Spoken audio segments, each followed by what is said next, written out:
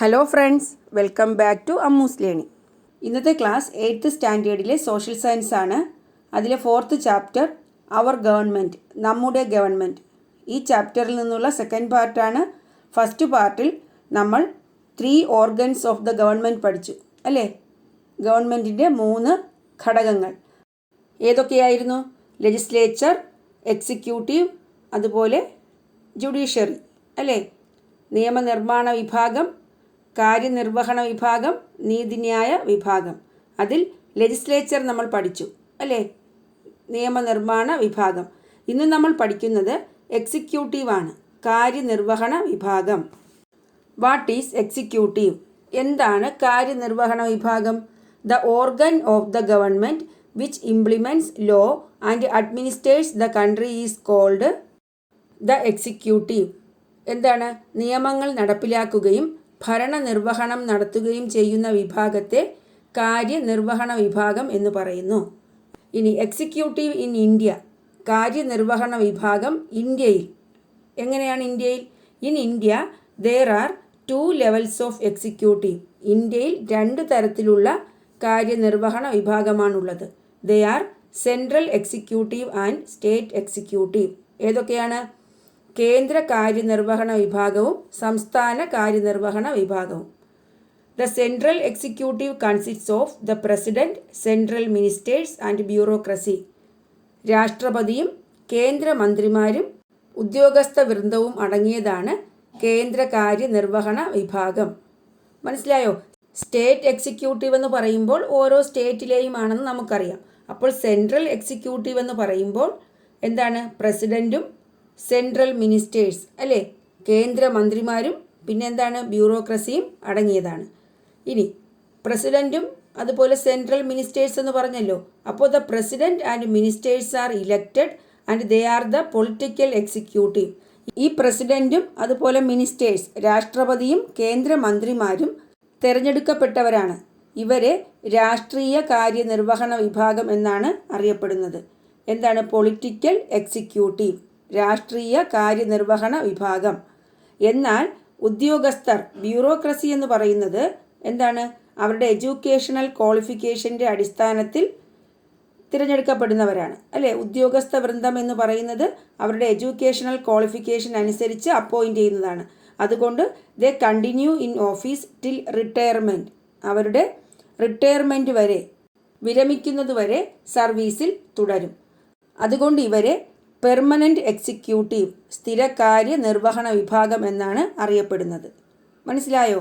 അപ്പോൾ പ്രസിഡൻറ്റും central മിനിസ്റ്റേഴ്സും political എക്സിക്യൂട്ടീവാണ്. Bureaucracy, ഉദ്യോഗസ്ഥ വൃന്ദം അല്ലേ, അത് പെർമനൻ്റ് എക്സിക്യൂട്ടീവിലാണ് വരുന്നത്. അപ്പോൾ 2 എക്സിക്യൂട്ടീവ് ഏതൊക്കെയാണ്? Political executive and permanent executive. What are the difference between political executive and permanent executive? രാഷ്ട്രീയ കാര്യനിർവഹണ വിഭാഗവും അതുപോലെ സ്ഥിരകാര്യനിർവഹണ വിഭാഗവും തമ്മിലുള്ള വ്യത്യാസം എന്തു പറയാം? The president and ministers are elected and they are the political executive. Bureaucrats on the other hand are appointed on the basis of certain qualifications and they continue in office till retirement. They are known as the permanent executive. മനസ്സിലായല്ലോ? ഇനി ഈ പറഞ്ഞ central എക്സിക്യൂട്ടീവിലെ കേന്ദ്ര കാര്യനിർവഹണ വിഭാഗത്തിലെ പ്രസിഡന്റിനെ കുറിച്ച് പഠിക്കാം, രാഷ്ട്രപതിയെക്കുറിച്ച്. The picture of India's first president is given here. ഇന്ത്യയുടെ ആദ്യ രാഷ്ട്രപതിയുടെ ചിത്രമാണ് തന്നിരിക്കുന്നത്. ഡോക്ടർ രാജേന്ദ്ര പ്രസാദ് അല്ലേ? അപ്പോൾ who is the current president of India? ഇന്ത്യയുടെ ഇപ്പോഴത്തെ പ്രസിഡന്റ് ആരാണ്? രാംനാഥ് കോവിന്ദ് അല്ലേ? രാംനാഥ് കോവിന്ദാണ് ഇപ്പോഴത്തെ ഇന്ത്യയുടെ president. The president is the head of the Indian republic. Indian റിപ്പബ്ലിക്കിൻ്റെ തലവനാണ് രാഷ്ട്രപതി.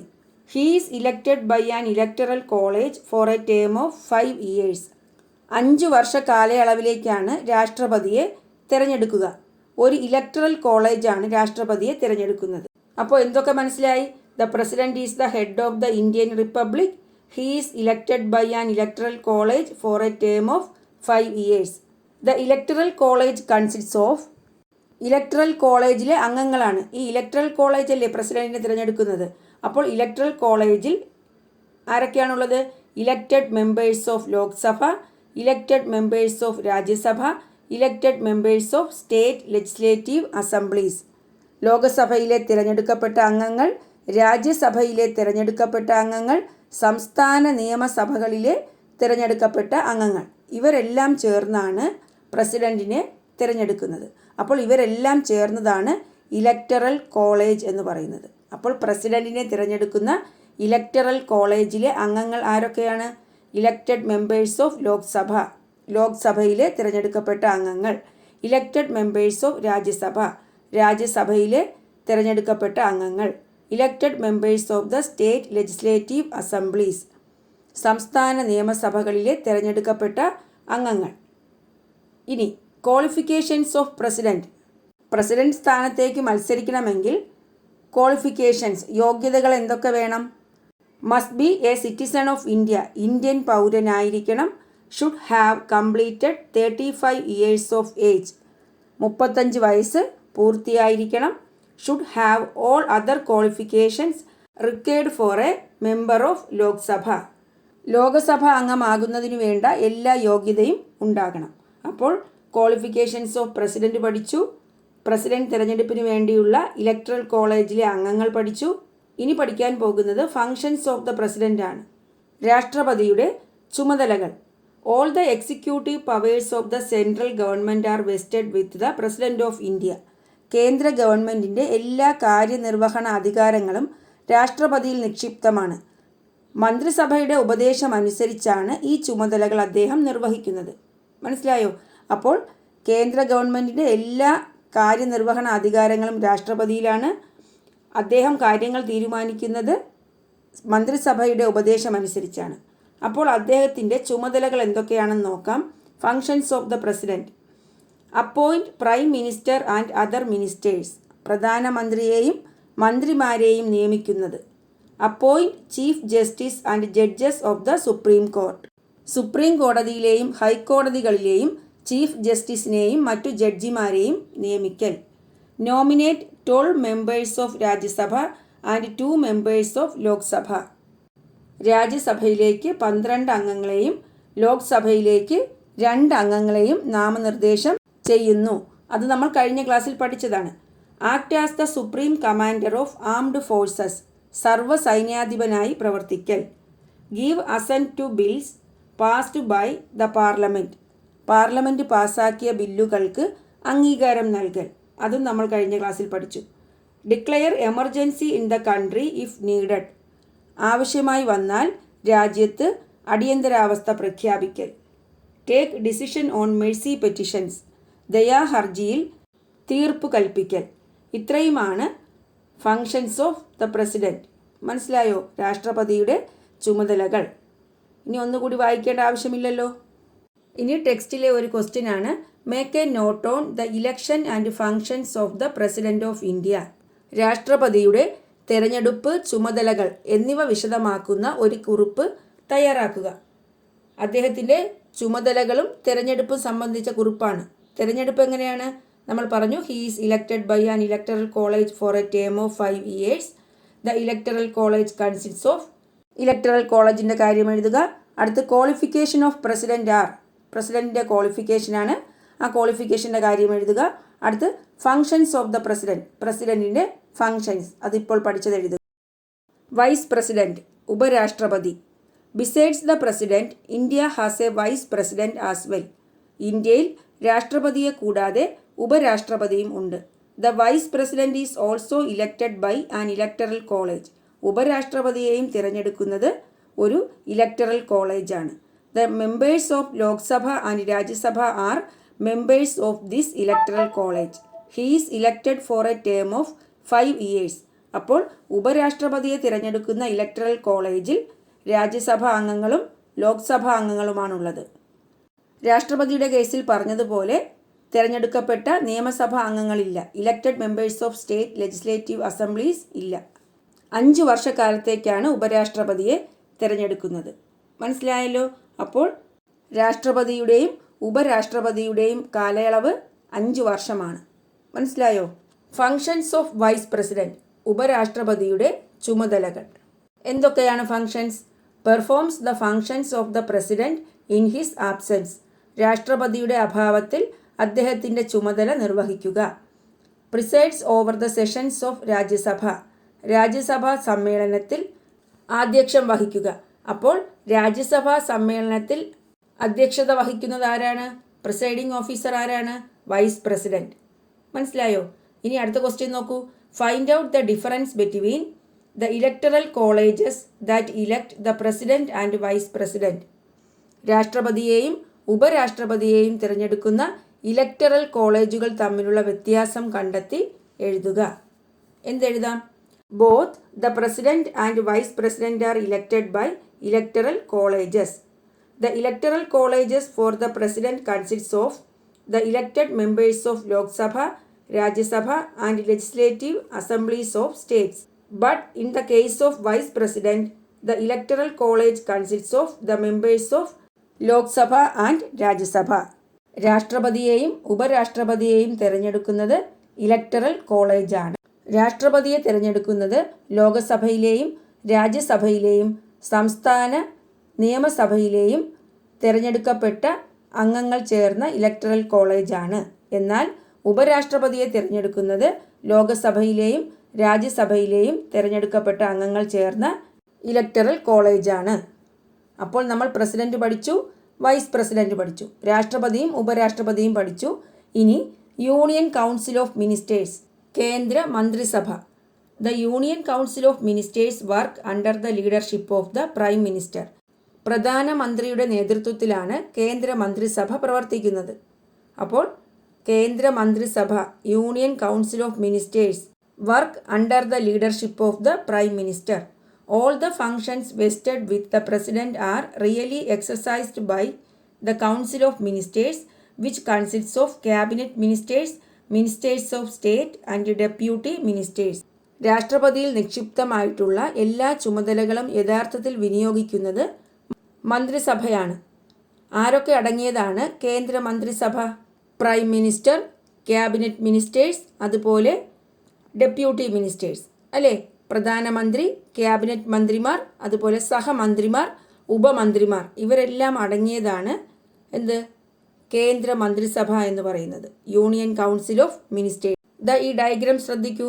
യൂണിയൻ കൗൺസിൽ ഓഫ് മിനിസ്റ്റേഴ്സിനെ റെപ്രസെൻ്റ് ചെയ്യുന്ന പിക്ചറാണ്. പ്രൈം മിനിസ്റ്ററാണ് ഏറ്റവും മുകളിൽ, അതിന് താഴെ ക്യാബിനറ്റ് മിനിസ്റ്റേഴ്സ്, ക്യാബിനറ്റ് മന്ത്രിമാർ അല്ലേ? പിന്നെന്താണ്? Exercise the charge of ministries, വകുപ്പുകളുടെ സ്വതന്ത്ര ചുമതലയുള്ള ക്യാബിനറ്റ് മിനിസ്റ്റേഴ്സ് ആണ്. പിന്നെ ministers of state, deputy ministers, സഹമന്ത്രിമാർ, ഉപമന്ത്രിമാർ. ഈ മിനിസ്റ്റേഴ്സ് ഓഫ് സ്റ്റേറ്റ്, സഹമന്ത്രിമാർ എന്താ ചെയ്യുന്നത്?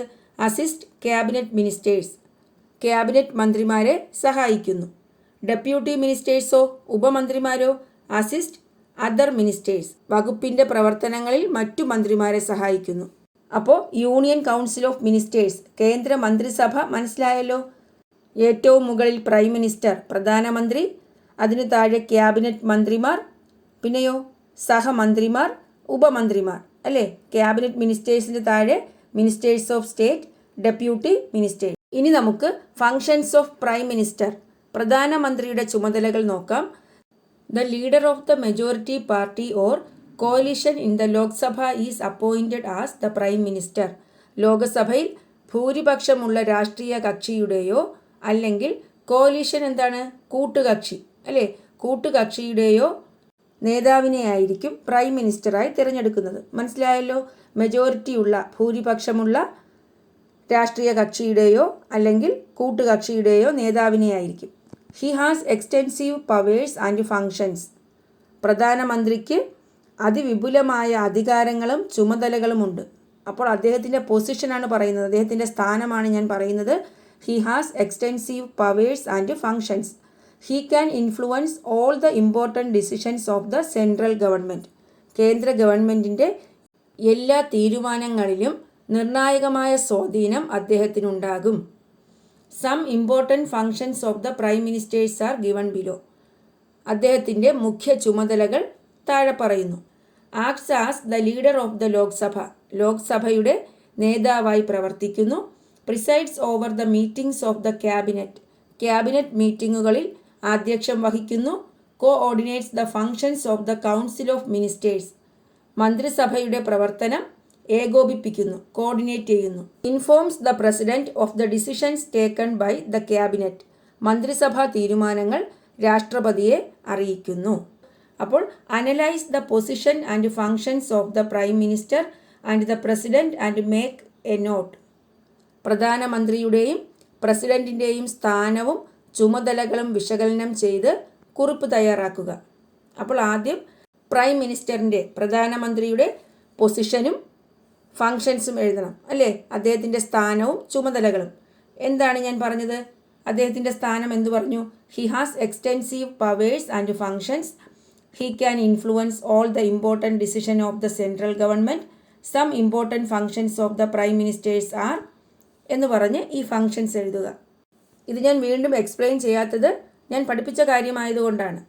ഇനി അടുത്ത് പ്രസിഡൻറ്റിൻ്റെ പൊസിഷനും ഫങ്ഷൻസും എഴുതണം. അദ്ദേഹത്തിൻ്റെ പൊസിഷനായി the president is the head of the Indian republic. Indian റിപ്പബ്ലിക്കിലെ ഹെഡാണ്, തലവനാണ് രാഷ്ട്രപതി. ഹിസ് ഫങ്ഷൻസ് ആർ, അദ്ദേഹത്തിൻ്റെ ഫങ്ഷൻസ്, ചുമതലകൾ എന്ന് പറഞ്ഞ് നമ്മൾ നേരത്തെ പഠിച്ച ഫങ്ഷൻസ് എഴുതുക, ചുമതലകൾ എഴുതുക. അപ്പോൾ നമ്മൾ സെൻട്രൽ എക്സിക്യൂട്ടീവ് പഠിച്ചു കഴിഞ്ഞു, കേന്ദ്ര കാര്യനിർവഹണ വിഭാഗം പഠിച്ചു കഴിഞ്ഞു. ഇനി സ്റ്റേറ്റ് എക്സിക്യൂട്ടീവ് ആണ്, സംസ്ഥാന കാര്യനിർവഹണ വിഭാഗം. The head of the state level executive is the governor. സംസ്ഥാനതല കാര്യനിർവഹണ വിഭാഗത്തിൻ്റെ തലവൻ ഗവർണറാണ്. നേരത്തെ സെൻട്രൽ എക്സിക്യൂട്ടീവിൽ പ്രസിഡന്റ് ആയിരുന്നു, രാഷ്ട്രപതിയായിരുന്നു. അപ്പോൾ സ്റ്റേറ്റ് എക്സിക്യൂട്ടീവിൽ ഹെഡ് ആരാണ്? ഗവർണർ. ഇതൊന്നും ഞാൻ ക്വസ്റ്റ്യനായിട്ട് തരുന്നില്ല, നിങ്ങൾക്ക് ഇതിൽ നിന്ന് തന്നെ ആൻസർ എഴുതാൻ കഴിയും. അതുകൊണ്ട് ഓരോന്നും ചെറിയ ചെറിയ ക്വസ്റ്റ്യനായിട്ട് തരുന്നില്ല. The chief minister and his cabinet act as the real executive in the States. മുഖ്യമന്ത്രി തലവനായ മന്ത്രിസഭ സംസ്ഥാനങ്ങളിൽ യഥാർത്ഥ കാര്യനിർവഹണ വിഭാഗമായി പ്രവർത്തിക്കുന്നു. അപ്പോൾ ഓരോ സംസ്ഥാനങ്ങളിലും മുഖ്യമന്ത്രിയുണ്ട് അല്ലേ? ആ മുഖ്യമന്ത്രി തലവനായ മന്ത്രിസഭയാണ് സംസ്ഥാനങ്ങളിൽ യഥാർത്ഥ കാര്യനിർവഹണ വിഭാഗം, സ്റ്റേറ്റ് എക്സിക്യൂട്ടീവായി പ്രവർത്തിക്കുന്നത്.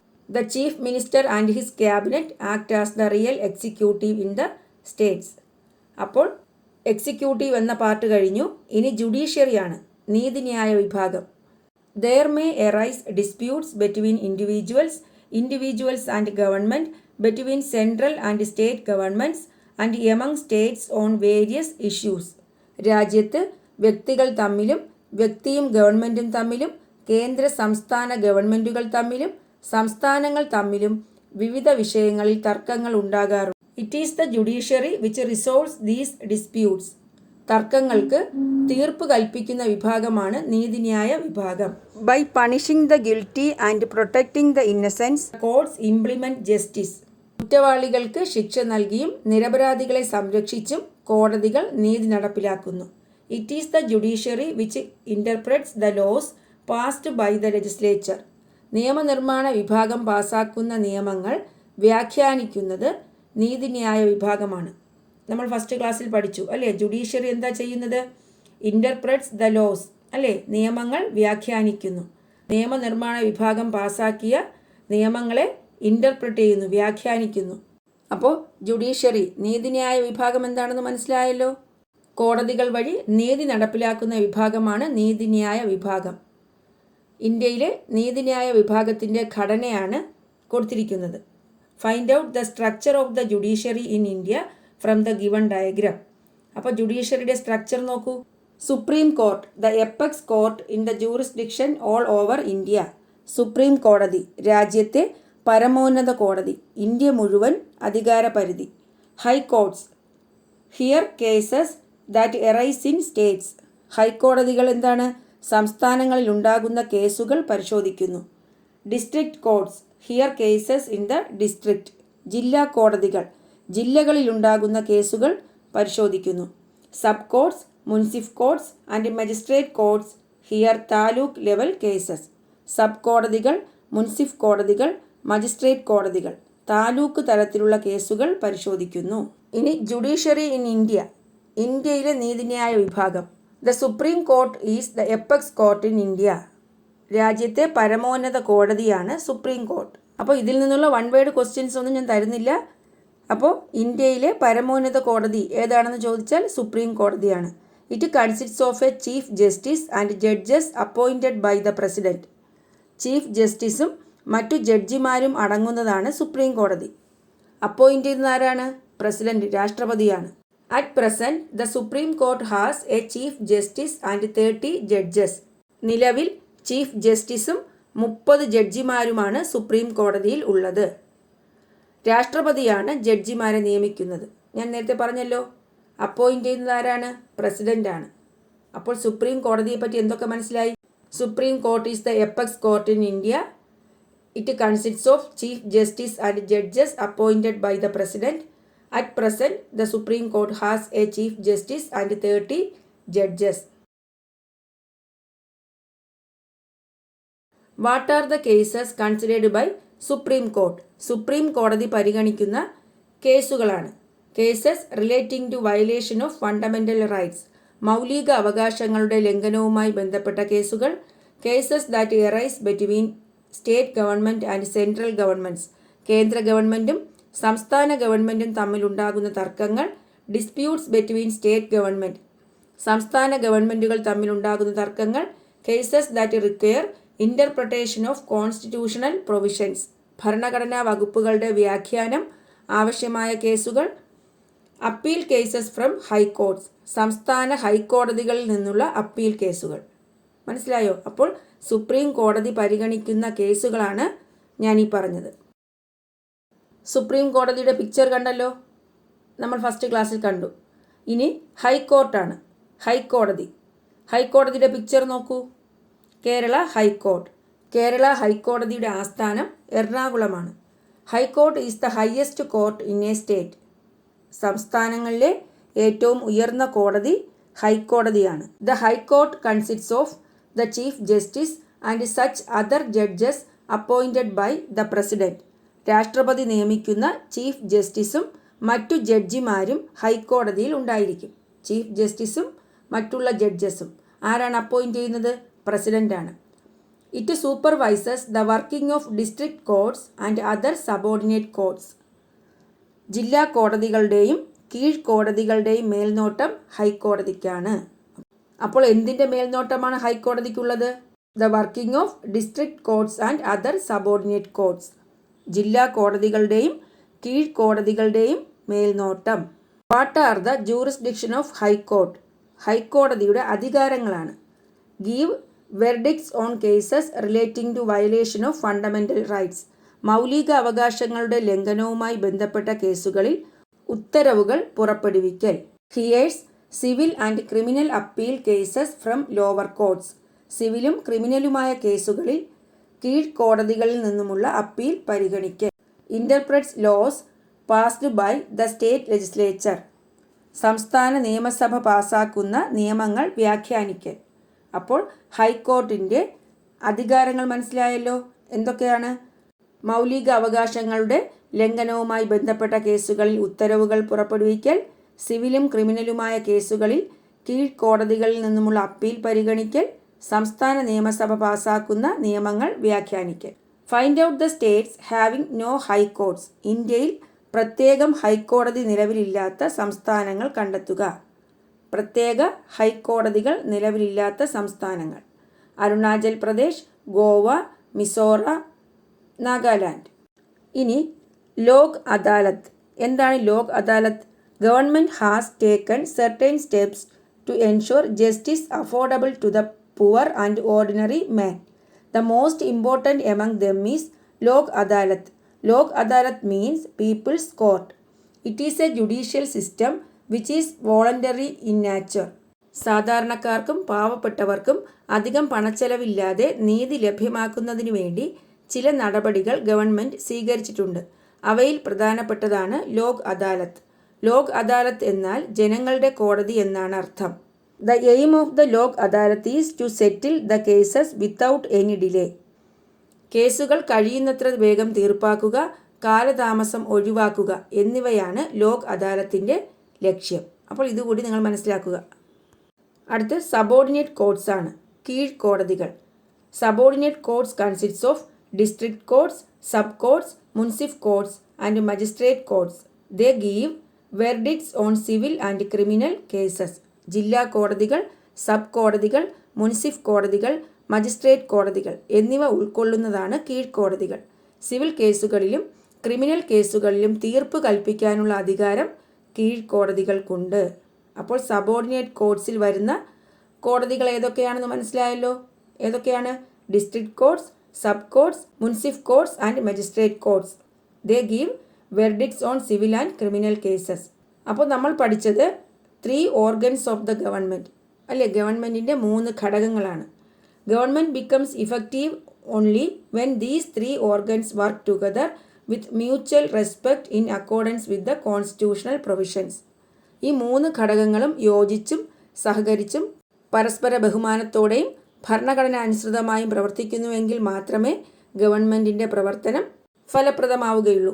അപ്പോൾ നിങ്ങൾക്ക് ഈ ചാപ്റ്ററിൽ നിന്നും നമ്മുടെ ഗവൺമെൻറ്റിനെ കുറിച്ച് കുറച്ച് കാര്യങ്ങൾ മനസ്സിലായി എന്ന് വിചാരിക്കുന്നു.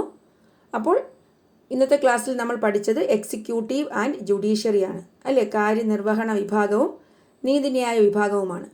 അപ്പോൾ ഇന്നത്തെ ക്ലാസ് നിങ്ങൾക്ക് ഇഷ്ടപ്പെട്ടു എന്ന് വിചാരിക്കുന്നു. നിങ്ങൾക്ക് എൻ്റെ ക്ലാസ് ഇഷ്ടപ്പെട്ടു എങ്കിൽ നിങ്ങളെൻ്റെ ചാനൽ സബ്സ്ക്രൈബ് ചെയ്യുക, നിങ്ങളുടെ ഫ്രണ്ട്സിനൊക്കെ ഷെയർ ചെയ്യുക. Thanks for watching Ammu's learning.